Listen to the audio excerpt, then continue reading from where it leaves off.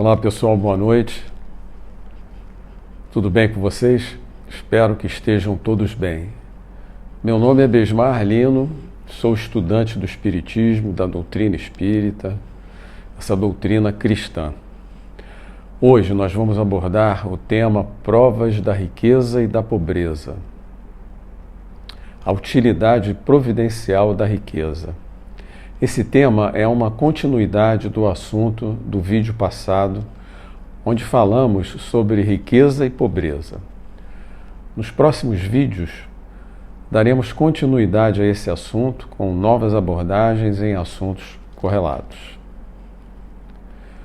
Vamos pensar, se a riqueza fosse um verdadeiro obstáculo ao desenvolvimento humano, Deus, que a concede, que a permite, teria posto nas mãos de alguns homens um instrumento de perdição, algo ruim, ideia que não condiz com a realidade nem com a razão. Sem dúvida, a riqueza incentiva os homens aos excessos e aos arrastamentos destrutivos. A riqueza gera fortes tentações e exerce grande fascinação nos homens.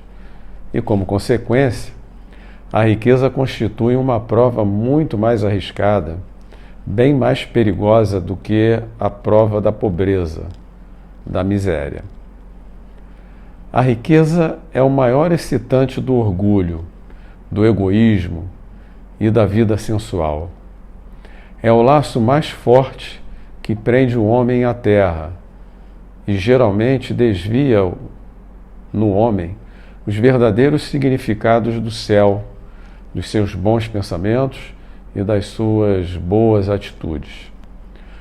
Produz tal engano que muitas vezes o homem que passa da miséria à riqueza esquece rapidamente a sua primeira condição.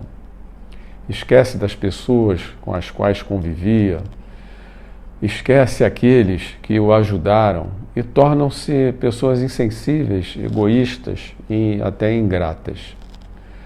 Aliada ao fato da riqueza tornar difícil a jornada na vida, provocando desvios e excessos, isso não significa que a riqueza seja indesejável e não possa vir a ser um meio de boas realizações e mesmo de salvação para os que dela sabem utilizar-se. Numa passagem do Evangelho, quando Jesus disse a um jovem que perguntava a Jesus sobre os meios de ganhar a vida eterna, entenda-se aí vida eterna como sendo cumprir as leis de Deus e viver em paz, Jesus disse: livre-se de todos os teus bens e segue-me. Ora, não pretendeu Jesus, certamente, estabelecer como princípio absoluto que cada homem deveria vender ou doar o que possui e que a salvação só a esse preço se obtém. Mas apenas Jesus queria mostrar que o apego aos bens terrenos, aos bens materiais, é um obstáculo à salvação, ao desenvolvimento do espírito. Aquele jovem, com efeito, se julgava de acordo com as leis de Deus, porque observava certos mandamentos e, no entanto, recusava-se à ideia de abandonar os bens materiais, dos quais era possuidor, era dono.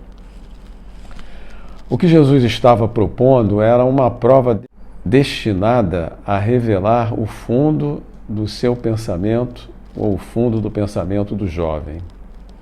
Esse jovem podia, sem dúvida, ser um homem perfeitamente honesto, na opinião do mundo, sob a ótica do mundo, não causar dano a ninguém, não maldizer do próximo, não ser inútil nem orgulhoso, honrar a seu pai e a sua mãe, mas não tinha verdadeira caridade.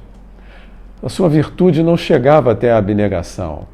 Isso o que Jesus quis demonstrar com essa passagem. Fazia uma aplicação do princípio: fora da caridade não há salvação. A consequência dessas palavras, em sua acepção rigorosa, seria a abolição da riqueza por prejudicial à felicidade futura do homem e como causa de uma imensidade de males na terra. Seria assim a condenação do trabalho que pode obter a riqueza. Situação absurda essa, que reconduziria o homem a uma vida simples, a uma vida quase selvagem, e que, por isso mesmo, estaria em contradição com a lei do progresso, que é uma das leis de Deus. Se a riqueza é causa de muitos males, se incentiva muito as más paixões, se provoca mesmo tantos crimes, não é a ela que devemos culpar, mas sim a nós mesmos, ao homem, que da riqueza abusa. Pelo abuso, o homem torna prejudicial o que lhe poderia ser de melhor e maior utilidade. É a consequência do estado de inferioridade do mundo terrestre, atualmente, um mundo de provas e expiações. Um mundo com todas essas complicações, até guerra temos agora, né? Se a riqueza somente males houvesse de produzir, Deus não a teria posto na terra. Compete ao homem fazer com que a riqueza produza o bem. Se a riqueza não é um elemento direto de progresso moral, é sem dúvida poderoso elemento de progresso intelectual. Com efeito, o homem tem por missão trabalhar pela melhoria material do planeta. Cabe ao homem desobstruí-lo, saneá-lo, modificá-lo, para receber um dia, talvez, toda a população que a sua extensão comporta, inclusive para alimentar essa população que cresce incessantemente. Às vezes cresce numa velocidade maior e outras vezes numa velocidade menor. Necessário para isso se faz aumentar a produção de alimentos, produção de bens, serviços e tudo mais. Se a produção de um país é insuficiente, será necessário buscá-la fora desse país. Por isso mesmo, as relações amistosas entre os povos constituem uma grande necessidade.